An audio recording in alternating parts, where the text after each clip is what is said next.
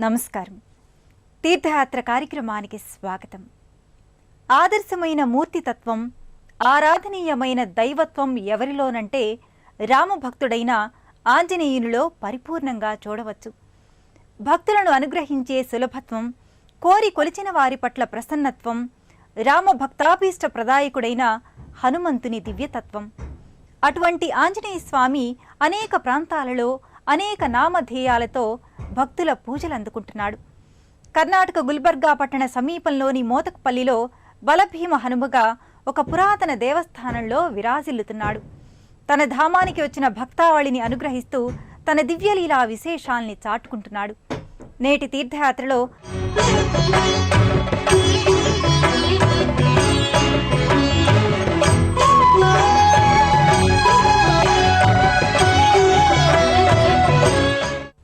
పరమశివుని 11వ అవతారంగా ఆంజనేయ స్వామి అవతారాన్ని చెబుతారు.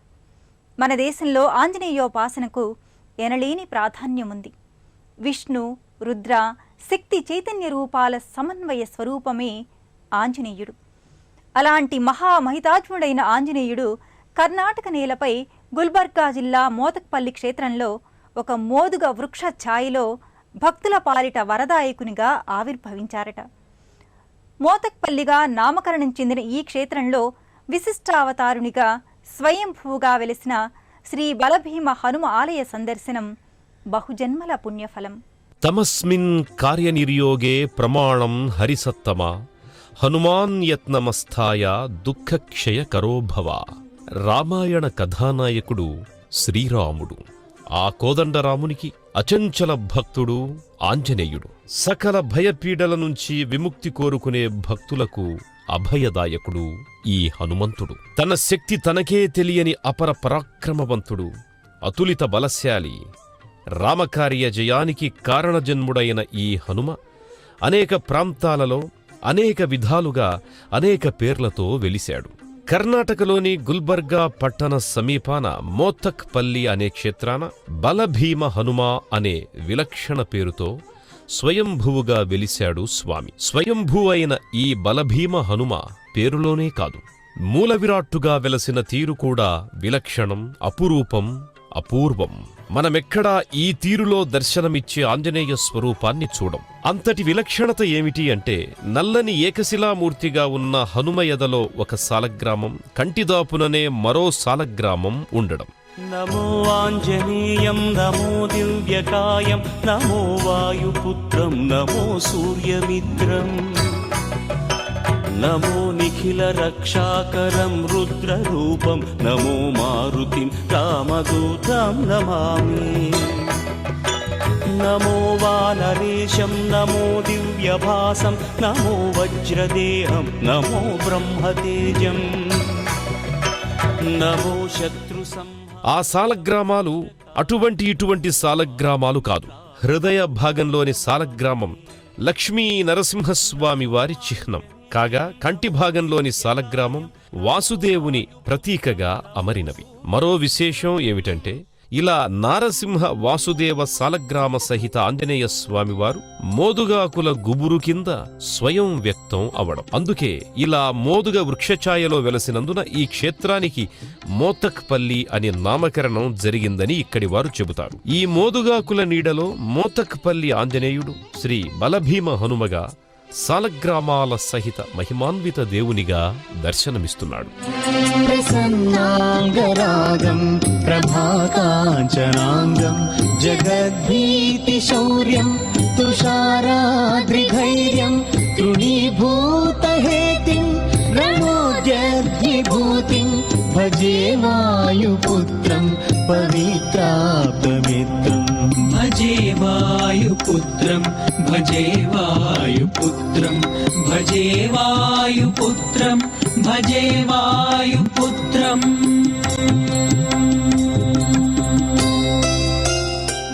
శ్రీ ఆంజనేయ స్వామి ఋష్యముఖ ప్రాంతమున వానరుడిగా ఉద్భవించి సుగ్రీవుని రాజ్యములో మంత్రిగా వానర రాజ్యానికి అండగా ఉన్నాడు. సీతమ్మను కోల్పోయిన రామలక్ష్మణులకు సుగ్రీవునికి మైత్రి నెలకొల్పిన ఆ మహితాజ్ముడు ఈ వీరాంజనేయుడు. తిరుమల క్షేత్రానికి వెళుతూ మార్గ మధ్యమున ఈ క్షేత్రంలో వెలిశారని ఒక కథనం. గర్భాలయ మూల విరాట్టులో యథభాగంలో నారసింహస్వామి సాలగ్రామం, పండ్ల లోపల వాసుదేవ సాలగ్రామం ఉండడం పరమ వైశిష్ట్యం. ఆ దివ్యమంగళ విగ్రహానికి అభిషేకాది అర్చనలు ఎంతో కన్నుల పండుగగా ఉంటాయి. ఆ అర్చనాది కైంకర్యాలను చూసిన పుణ్యప్రదమే. వానరమైన నరుల కంటే మించిన విశ్వాసపాత్రుడై రాముని నమ్మిన బంటుగా రామకార్య జయాలన్నింటా ఉన్న భక్తాగ్రేసరుడు ఆంజనేయుడు. కొన్ని క్షేత్రాలలో భయపీడలను వదిలించే అభయాంజనేయుడుగా కొలువయ్యాడు. మరికొన్ని ఆలయాలలో ధైర్య విజయాలనొసంగే వీరాంజనేయుడుగా నెలకొన్నాడు. ఈ మందిరంలో మాత్రం నారసింహస్వామి సాలగ్రామం యథభాగంలో, వాసుదేవ సాలగ్రామం స్వామి కంటి భాగంలో కలిగిన బలభీమ హనుమాన్గా కొలువయ్యాడు. కర్ణాటకలోని గుల్బర్గా పట్టణానికి కొద్ది దూరంలోనే మోదుగ వృక్ష ఛాయలో స్వయంభువై వెలసినందున మోతక్పల్లిగా ప్రసిద్ధమైన ఈ క్షేత్రంలో అల్లంత దూరం నుంచే తెల్లని పాలమీగడ వంటి ధవళవర్ణంలో మెరసిపోయే గాలిగోపురం, విమాన శిఖరాలు కనబడి సాదరంగా ఆహ్వానిస్తాయి.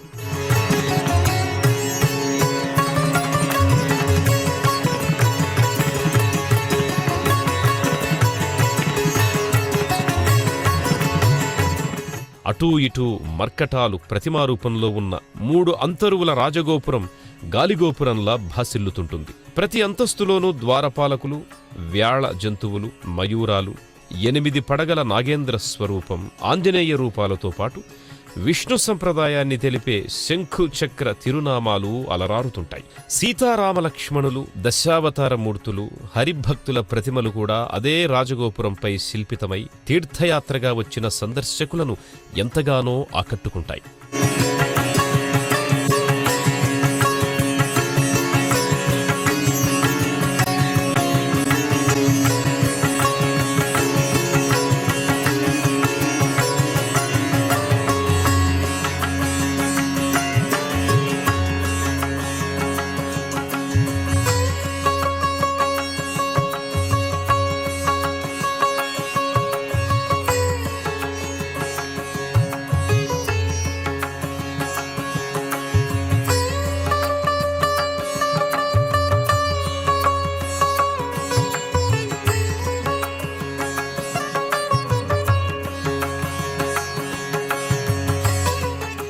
ఆ రాజగోపురాన్ని దాటి ప్రధాన మందిర ఆవరణలోకి వచ్చిన భక్తులకు ప్రధానాలయ ప్రాకారాదులపై ఛాతిని చీల్చి తన హృదయ మందిరంలోనే కొలువైన సీతారామచంద్రులను చూపుతోన్న ఆంజనేయ ప్రతిమ, లక్ష్మీ, సరస్వతి, పార్వతి, ముగురమ్మల ప్రతిమలు నెలకొని ఉంటాయి. విమాన శిఖరంపై ఆంజనేయ స్వరూపాల్లో అపురూపమైన గానాంజనేయుని ప్రతిమ, తపోదీక్ష హనుమ ప్రతిమలు ఉన్నాయి. అంతరాలయ ప్రాకారంలోనే ఉత్సవ సమయాల్లో వినియోగితమయ్యే వివిధ వాహనాలు, తామ్ర మయూర వాహనం, గజ, అశ్వ, పల్లకీ వాహనాలు ఎంతో చూడముచ్చటగా ఉంటాయి. ఆ అంతరాయ ముఖమంటపంలోనే స్తంభాలు, పైకప్పు తదితర నిర్మాణాలన్నీ ఆలయ పురావైభవాన్ని చాటుతున్నట్లుంటాయి. రజిత తాపటపు గర్భాలయ ప్రవేశద్వారం పైన వినాయకుని ప్రతిమ, శంఖుచక్ర చిహ్నాలు ఉంటాయి.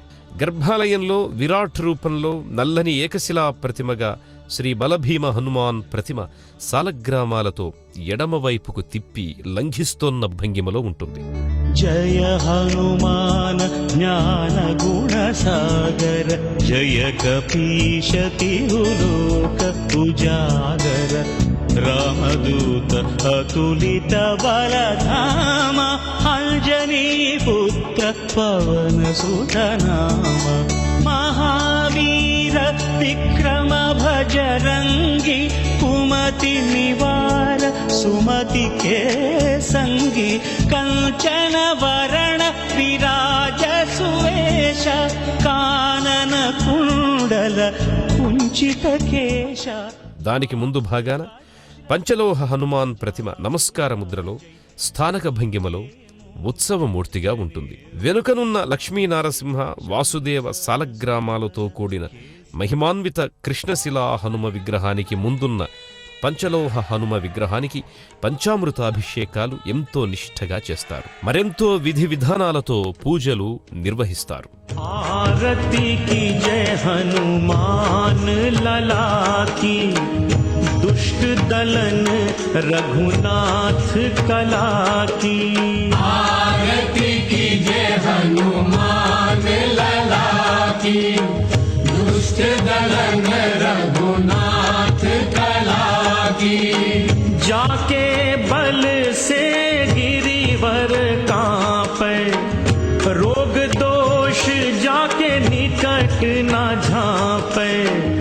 अंजन पुत्र महाबलदाई, संतन के प्रभु सदा सहाई। आरती कीजिए हनुमान लला की। వైష్ణవావతారుడైన శ్రీరామునికి నమ్మిన బంటుగా వినితికెక్కిన ఈ హనుమంతుడు శివాంశ సంభూతుడు. గుల్బర్గా సమీప మోతక్పల్లిలో స్వయంభువై వెలిసిన మందిరంలో ఆ ఆంజనేయస్తుతిని మూలాంశ స్వరూపాన్ని కూడా ప్రతిష్ఠించారు. లింగరూప శివ పరమాత్మను ఇక్కడి ఉపాలయ దేవతగా భక్తులు దర్శించుకుంటారు. రుద్రాంశ సంభూతిని మందిరంలో స్వయంగా రుద్రుడు లింగరూపాన కొలువయ్యాడు. శివుని అంశతో ఆవిర్భవించిన ఆంజనేయుని కోవెలలో శివలింగం ఒక చతురస్రాకార పానవట్టంపై నల్లని రాతిలింగాకారం నిండుగా దర్శనమిస్తుంది. బలభీమ హనుమ అంతరాలయం ప్రవేశానికి ఒక పక్కగా నందీశ్వరుని సహితంగా చక్కటి శిల్పచాతుర్యంతో ఈ లింగాకారం కనబడుతుంది. శివలింగానికి అలంకారంగా భుజగభూషణుని భుజంగాలు రాతినాగులుగా అలంకృతమై ఉంటాయి. గంగాభిషేకాలు, బిల్వపత్ర సమర్పణలు స్వయంగా భక్తులే చేసి తన్మయులవుతారు, శివకృపకు పాత్రులవుతారు. ఈశ గిరీశ నరేశ పరేశ మహేశ విలేశయ భూషణ భూ సాంబ సదాశివ శంభో శంకర శరణం మే తవ చరణయుగం.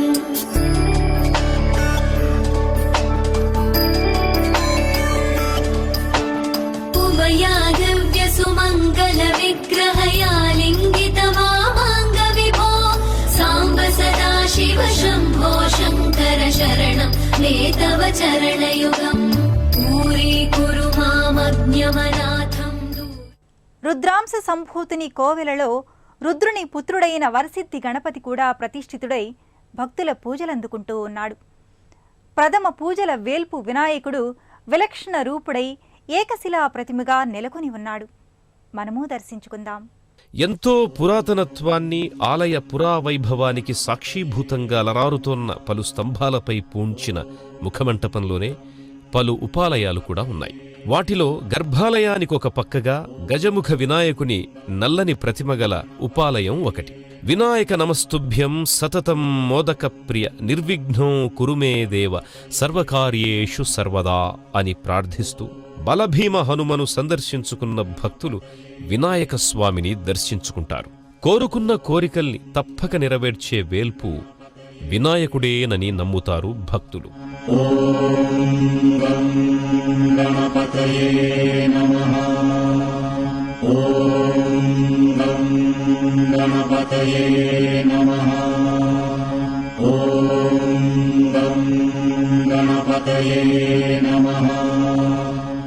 ఏనుగు ముఖారవింద వినాయకుడు నిలువెత్తు శిలా విగ్రహంగా దర్శనమిస్తున్నాడు.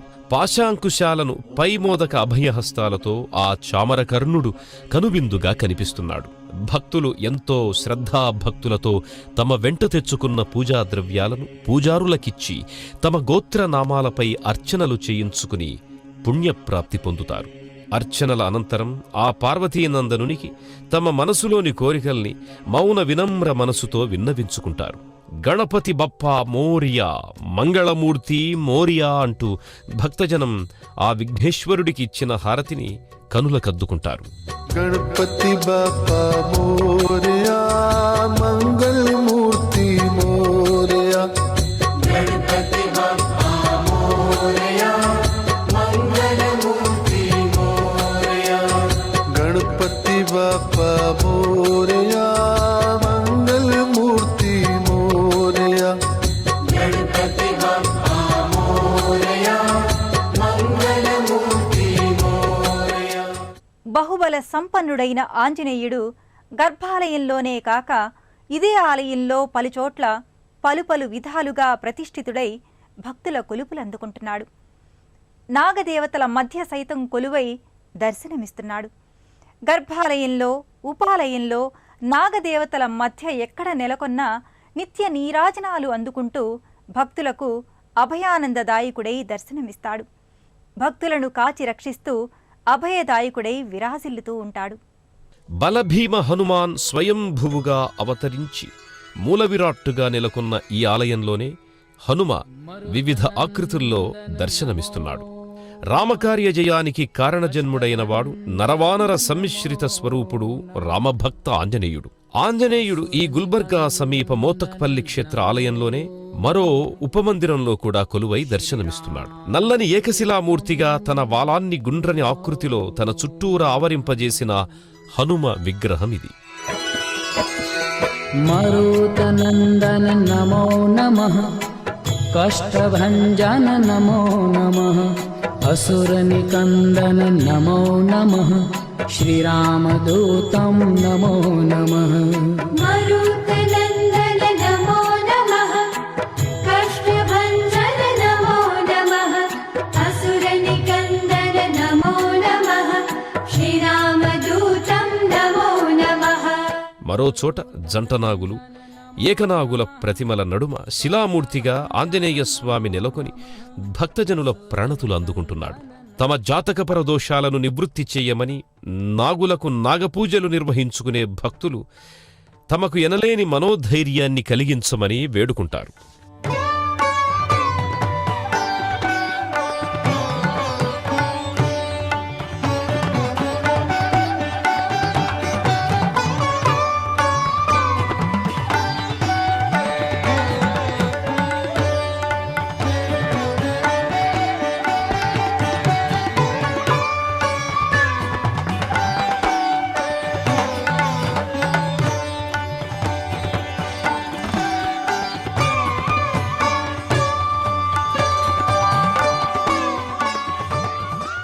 హైదరాబాదు నుంచి బయలుదేరే భక్తులు పర్గి, కొడంగల్, రిప్పన్పల్లి, ముథోల్, అడ్కి, సేడం, మాల్ఖేడ్ల మీదుగా గుల్బర్గాకి, అక్కడికి సమీపంలోని మోతక్పల్లికి వివిధ మార్గాల్లో చేరుకుంటారు.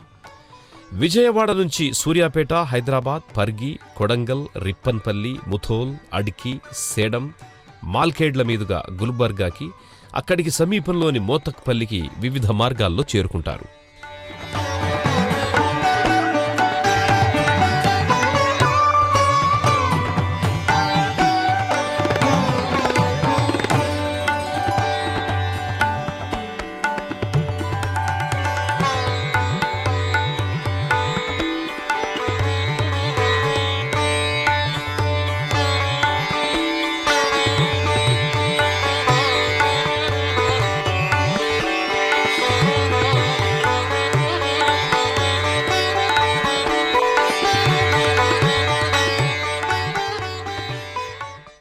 హనుమంతుడు సాక్షాత్ పరబ్రహ్మ స్వరూపుడు. ఈ గుల్బర్గా సమీప మోతక్పల్లి క్షేత్రాన శ్రీ బలభీమ హనుమగా స్వయం వ్యక్తమై వెలుగొందుతున్నాడు. ధైర్యం, వాక్పటిమ, బలం, యశస్సు, బుద్ధి వంటి పంచమహాగుణాల్ని స్వామి అనుగ్రహిస్తాడు. ఆ స్వామి కృపా వైభవం మనపై సదా వర్ధిల్లాలని వేడుకుంటూ మరో తీర్థయాత్రలో మరో క్షేత్ర సందర్శనంతో కలుసుకుందాం. అంతవరకు సెలవు. నమస్కారం.